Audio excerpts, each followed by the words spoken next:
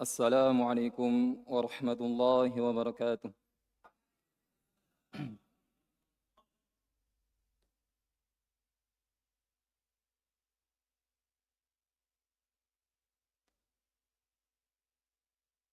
Innal hamdalillah nahmaduhu wa nasta'inuhu wa nastaghfiruh wa na'udzu billahi min shururi anfusina wa sayyiati a'malina.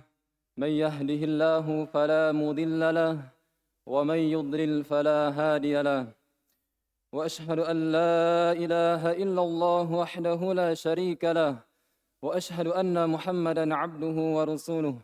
يا أيها الذين آمنوا اتقوا الله حق تقاته ولا تموتن إلا وأنتم مسلمون. يا أيها الناس اتقوا ربكم الذي خلقكم من نفس واحدة وخلق منها زوجها وبث منهما رجالا كثيرا ونساء واتقوا الله الذي تساءلون به والأرحام إن الله كان عليكم رقيبا.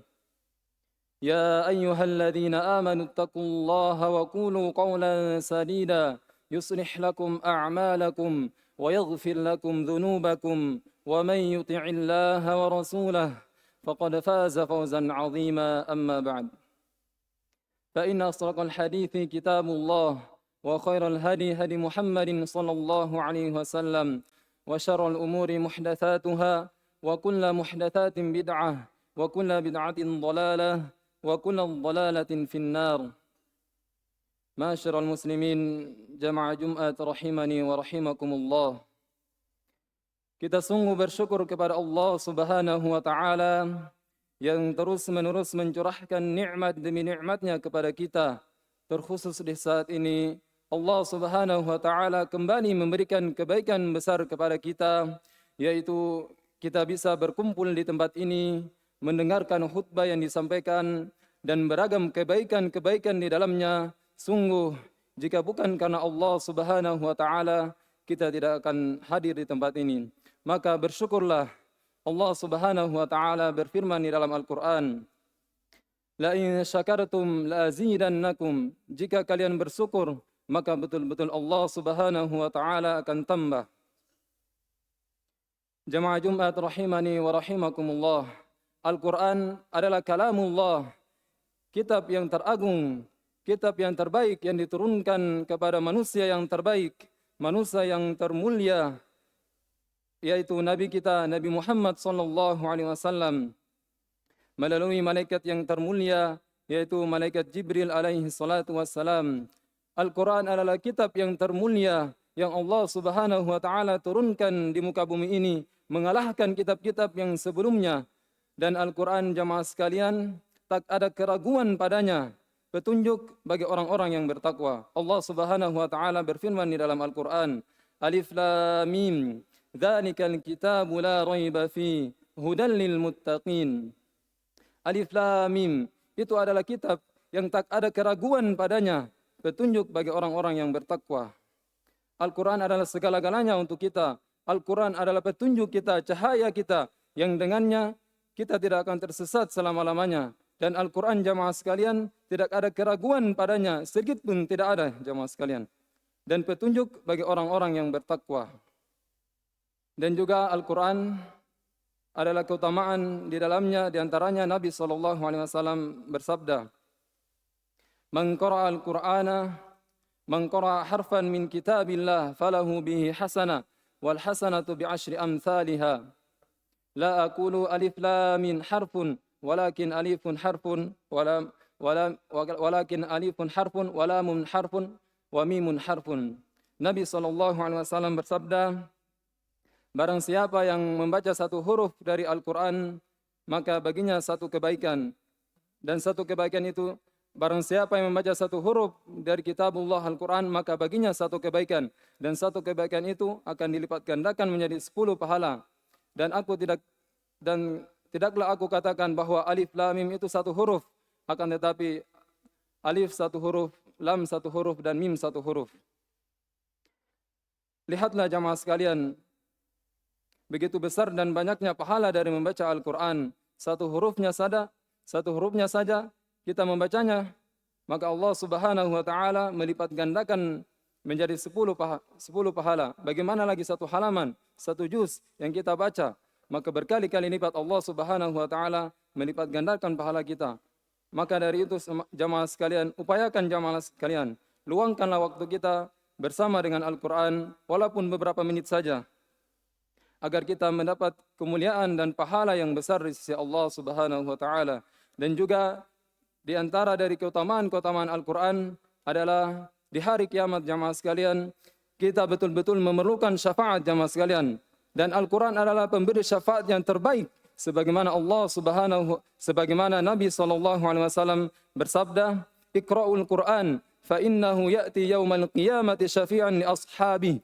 Bacalah oleh kalian Al-Quran, karena sesungguhnya Al-Quran akan datang pada hari kiamat memberi syafaat bagi para pembacanya, dan dipastikan syafaatnya diterima oleh Allah Subhanahu wa taala. Ini Al-Quran jamaah sekalian yang betul-betul mengupayakan menolong kita di hari kiamat jamaah sekalian. Tidak ada penolong yang terbaik yaitu Al-Quran. Dan juga Nabi SAW bersabda, "Khairukum man ta'allama al-Qur'ana wa 'allama." Dan sebaik-baik kalian adalah yang mempelajari Al-Quran dan yang mengerjakannya. Dan juga saya ingatkan kepada diri saya dan kepada jamaah sekalian akan sebuah hadis yang sahih yang dimana ketika itu Nabi SAW tertidur, kemudian dibangunkan oleh 2 malaikat, kemudian diajak melakukan sebuah perjalanan. Dan di situ Nabi SAW diperlihatkan kejadian-kejadian yang menggetarkan hati. Yang pertama Nabi SAW lihat adalah seorang pemuda yang berbaring. Kemudian datang pemuda yang lain membawa batu yang besar. Kemudian dihantamkan ke kepala pemuda yang berbaring itu. Kemudian hancur kepalanya jamaah sekalian. Batu itu pun terlempar. Kemudian diambil lagi. Sebelum dia mengambil batu itu jamaah sekalian, kepala yang hancur itu kembali menjadi semula. Kemudian dihantamkan terus seperti begitu. Nabi bertanya, tetapi malaikat mengatakan lanjut.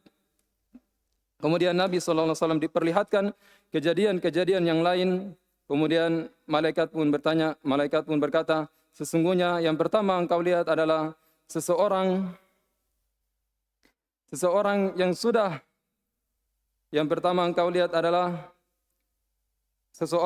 bersama dengan Al-Quran, merasakan kenikmatan bersama dengan Al-Quran, kebahagiaan dengan Al-Quran, kemudian dia tinggalkan Al-Quran, dia campakkan Al-Quran, dia sepelekan Al-Quran, maka baginya siksaan yang mengerikan jamaah sekalian.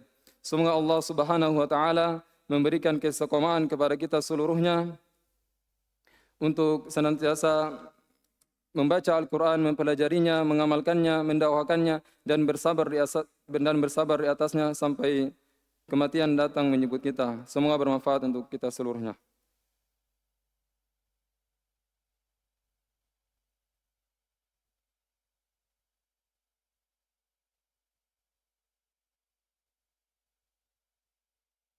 Alhamdulillah hamdan katsiran tayyiban mubarakan fihi kama yuhibbu rabbuna wa yardah.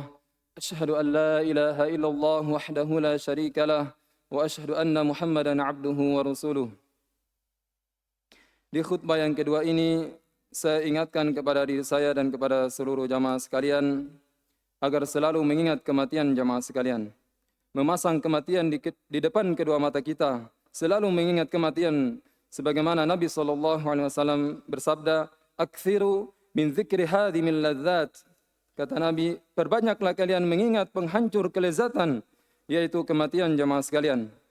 Kematian akan memisahkan kita dengan keluarga kita, memisahkan kita dari keluarga kita, memisahkan kita dari kedua orang tua kita, memisahkan kita dari sahabat-sahabat kita, memisahkan kita dari tempat-tempat yang kita senangi, dan memisahkan kita dari harta yang kita kumpulkan, dan memisahkan kita dari jasad kita jamaah sekalian. Cepat atau lambat jamaah sekalian, kita pasti akan merasakan saat-saat terbujur kaku, saat-saat dimandikan, saat-saat dikafani, disolati, kemudian diangkat dan dibawa ke sebuah lubang jamaah sekalian. Dan di sana tidak ada yang menemani kita selain amalan-amalan kita jamaah sekalian. Maka selain amalan-amalan kita jamaah sekalian, dan amalan yang paling praktis, yang paling mudah, yaitu membaca Al-Quran jamaah sekalian. Semoga Allah Subhanahu wa Ta'ala memberikan kecintaan di hati-hati kita terhadap Al-Quran, dan semoga Allah Subhanahu wa Ta'ala mengumpulkan kita seluruhnya di dalam surganya bersama dengan kedua orang tua kita di kedudukan yang tinggi di dalam surga. Amin.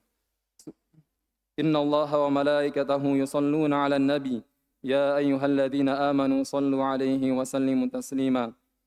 Allahumma salli ala Muhammad wa ala ali Muhammad kama sallaita ala Ibrahim wa ala ali Ibrahim innaka Hamidum Majid. Wa barik ala Muhammad wa ala ali Muhammad kama barakta ala Ibrahim wa ala ali Ibrahim innaka Hamidum Majid. Rabbana hab lana min azwajina wa dhurriyyatina qurrata a'yun waj'alna lil muttaqina imama. Rabbana atina fid dunya hasanah wa fil akhirati hasanah wa qina adzaban nar. Subhanakallahumma wa bihamdik asyhadu an la ilaha illa anta astaghfiruka wa atubu ilaik. Tsumma aqimus shalah.